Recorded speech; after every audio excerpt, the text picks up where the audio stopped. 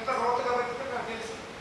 నేను ఎట్లా తిరిగి ఎట్లా తాగే ఉన్నావు ఇప్పుడు చాలా మంది తెలుసు. నా పేరెంట్స్ ఇక్కడే ఉన్నాడు, నా రిలేటివ్స్ ఇక్కడే ఉన్నాడు. నేను ఎప్పుడు ఊహించలేదు ఎట్లా తీసుకొస్తాడు దేవుడు. ఇంత స్థానంలో నిలబడతాడు. నేను మీకు అనుకోవచ్చు ఇదేంటో గొప్ప స్థానం అని. నాకైతే చాలా గొప్ప స్థానం అనిపిస్తాను. ఎందుకంటే ఒక మనిషి మాట విని ఎవరు మన ఇంటికే రాదు కదండి. మన దగ్గర ఏమి లేకపోతే కదా, మన దగ్గర ఏం లేనప్పుడు మన దగ్గర ఫంక్షన్ చేసుకున్నప్పుడు కూడా మనం ఎవరు మన ఇంటి దగ్గర కూడా రాదు. మన దగ్గరికి వెళ్తే ఏం పెడతారా అని. కానీ పిలిచినప్పుడు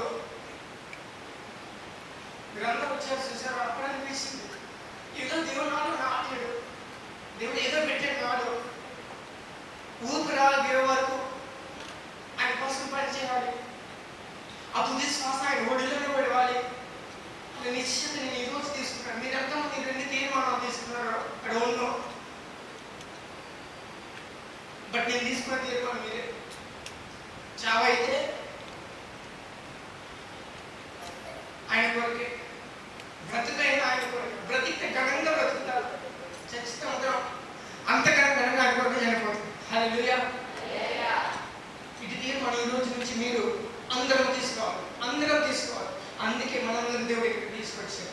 అయితే మరి యూత్ కాన్ఫరెన్స్ అన్న ఆలోచన దేవుడు ఎప్పుడు వచ్చిన 3 years బ్యాక్ నుంచి పెట్టాలన్నా ఫస్ట్ నుంచి నిజంగా చెప్పాలంటే ఫస్ట్ మా సార్ అప్పుడు ఎంతంటే 10,000 11,000 ఇక్కడ గుంటూరు జాబ్ తీసుకున్నాను. 10,000 11,000.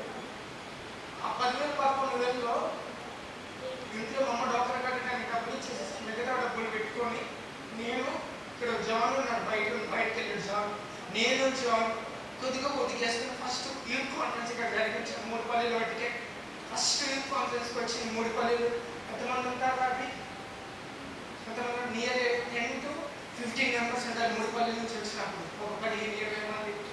దేవుడు చూసారా, వితిన్ 3 yearsలో దేవుడు దగ్గరగా ఎంతమందిని తీసుకొచ్చాడు. ఎంతమందిని వివిధ ప్రాంతాల నుంచి దేవుడు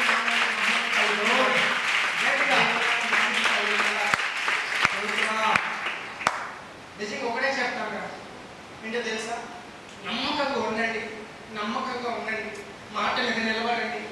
అయ్యా నువ్వు ఏదైనా చేసుకో, నువ్వు ఎట్లయినా నడిపించుకో, నువ్వు ఏ బాటలైనా నడిపించుకో, నేను నీ వెంట వస్తాను.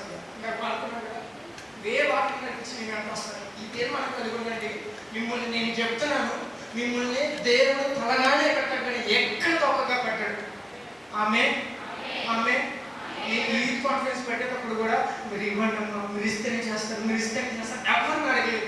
Just I pass just little bit of information. మా రిలేటివ్స్ కానీ నా ఫ్రెండ్స్కి కానీ ఇక్కడున్న సంఘానికి కానీ, సంఘాలకు కూడా వెళ్ళి నేను జస్ట్ రాత్రి నుంచున్నాను అంత వాళ్ళ ఇంటి దగ్గర. ఈ పనిని చెప్పానంటే వాళ్ళు ఇచ్చిన కానుక నేను చెప్పకూడదు. వాళ్ళు ఇచ్చిన కానుక తను మనందరికి భోజనం పెట్టాడు. నా సంఘం పోషించింది ఈరోజు మీ అందరినీ, మీ అందరినీ ఈరోజు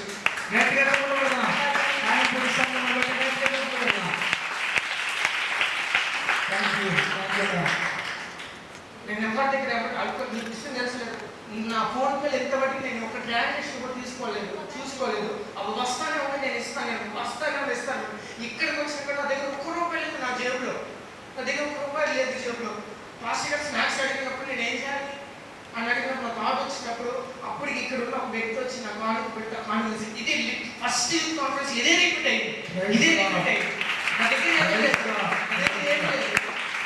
ఏమి లేకపోతే ఆ రోజు పిల్లలకి ఇవ్వడానికి వేరే ఒక ఆమె ఇదే ఫుల్ పెట్టి దగ్గర ఆ కానుక పెట్టి అదే స్నాక్స్ తెప్పించాను ఫస్ట్ మా 3 పల్లెలకి. సేమ్ దేవుడు అదే రిపీట్ చేశాను ఈ రోజు కూడా. దేవుడు చాలా నమ్మకస్తుడు.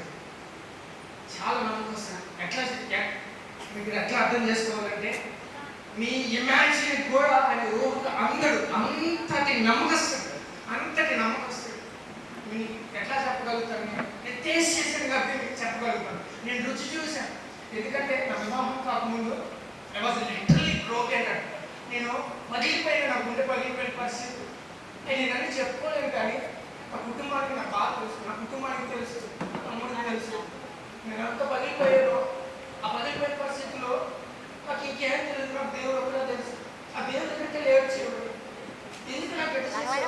నేను ఎంత ఇష్టపడ్డాను, ఎంత ఇస్తున్నాను నా దగ్గర నుంచి, ఎంత ఏడ్చాను. ఆఫీస్ నుంచి ఇంటికి వచ్చేటప్పుడు హైదరాబాద్ వీధుల్లో బండి మీద వచ్చినప్పుడు ఒక హెల్మెట్ పెట్టుకుని మాటలు పెట్టుకుని ఏడుస్తూ వచ్చేది ఇంటికి. నేను నిన్ను నమ్ముకున్నాను, ఎందుకు చేస్తున్నావు నాకు ఇట్లాగా, అట్లా రాత్రులకి ఒకసారి ప్రార్థన చేస్తూ ఉన్నప్పుడు బయట వేసుకుని ప్రార్థన చేస్తున్న బయట ఈరోజు నువ్వు నా మాట్లాడితే తప్ప నేను అందరినీ ఏం నువ్వు నాతో మాట్లాడాల్సింది ఈరోజు అని ప్రేర్ చేసి ప్రార్థన చేసి బైబిల్ ఓపెన్ చేసినప్పుడు నా కళ్ళని కనిపించి కళ్ళని కన్నీళ్ళు ఉన్నాయి.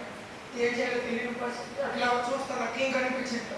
వాళ్ళు ఇట్లా దురుచుకొని చేసినప్పుడు నాకు ఒకే ఒక మాట, అంటే అదే ఒక మాట ఎట్లుందంటే అసలు దేవుడు పై నుంచి నీకు సమానంగా చేసుకున్నట్టు అనిపించింది. దేవుడు నాకు తెలుసా ఎలా వాక్యం ఉంటుంది ఏమనంటే, నేను ఎంతైనా నమ్మదగిన వాడు. ఒక మాట, నీవు ఎంతైనా నమ్మదగిన వాడు. ఆ మాట చదువుతున్నప్పుడు నాకు అనిపిస్తాను దేవుడు చెప్పాడు నాకు, అరే నన్ను నమ్మరా, I know you are broken. మనకు తెలుసు పగల కొట్టబడ్డావు, మనకు తెలుసు వెరగ కొట్టబడ్డావు, కానీ నేను నమ్మకస్తుంది. అంతగా ఆ మాట విన్నప్పుడు అసలు కాలిపోతున్న కన్నీటి బైబిల్లో ఆ విలాప వాక్యాలు ఆ అధ్యాయంలో ఆ 2 పేజీల మధ్యలో నా కన్నీటి మనకి ఇప్పుడు కూడా ఉన్నాయి. ఇక్కడ చెప్పేట చూసుకోవచ్చు. ఇప్పుడు కూడా నా బాధ ఎప్పుడు చూపిస్తూ ఉంటాను. చూడు నా గతానికి ఇవే గుర్తులు. బైబిల్ ఓపెన్ చేసి ఎక్కడ బైబిల్ చదువుకుంటే ఎక్కడ చెప్తాను, ఇదిగో నేను అదే చెప్తా ఉన్నాను. మీ జీవితాలు దేవునికి సమర్పించుకోండి. మీరు ఎవరి కాలంలో ఉన్నారు, ఇప్పుడు కనుక మీ చేయి చాపి దేవుని హస్తంలో మీ పై హస్తాన్ని ఇవ్వకపోతే నిజం చెప్తున్నారా, మీరందరి జీవితాలు అట్టర్ ఫ్లాప్ అయిపోతుంది. డిజాస్టర్ అనమాట, డిజాస్టర్. దయచేసి నా 2 చేతులు జోడించి మరి నాకు చిన్నవాళ్ళు చాలా మంది మీ అందరూ సాష్టాంగ పడి చెప్తా ఉన్నాను, తగ్గించుకొని చెప్తా ఉన్నాను.